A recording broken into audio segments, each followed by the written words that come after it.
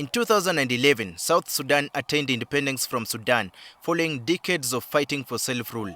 The fight for independence was largely over concerns about marginalization. However, the world's youngest nation encountered an ugly face barely 2 years after attaining independence. The civil war erupted after the country's top leadership disagreed, with President Salva Kiir Mayardit accusing his then Vice President, Dr. Riek Machar, of a coup attempt.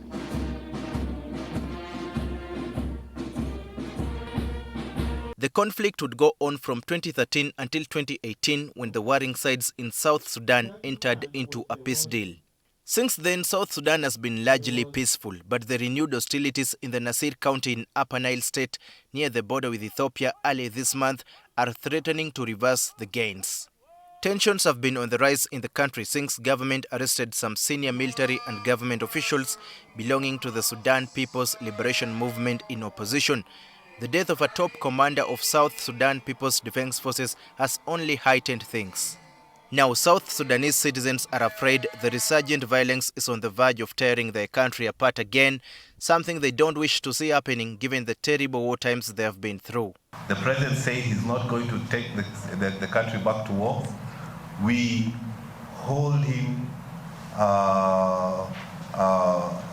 to account to his words. Our problems will not be solved by the paperwork that we actually put in place. It will not be solved by how much funding we're actually getting from outside. It will only be solved when we dialogue as a people and actually tell ourselves the truth. It's important that South Sudanese take ownership of initiatives that seek to address disputes among themselves. The deteriorating security conditions in South Sudan is a threat to the government of President Kiir. Neighboring countries are concerned because instability in South Sudan could impact the region. Uganda has since deployed its forces to Juba in an attempt to contain the situation. The person who managed to bring us to this state is Salva Kiir Mayardit. So if you just throw him out without putting system in place, you create a vacuum. This is why now we are saying, since they've agreed to have elections in December 2026, let us support the system, not the individuals. The IGAD country can't just let South Sudan to die, the baby that they help in the delivery of that baby.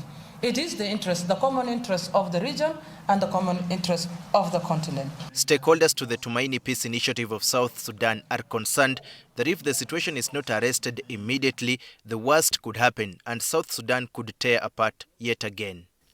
Daniel, KIBET, NTV.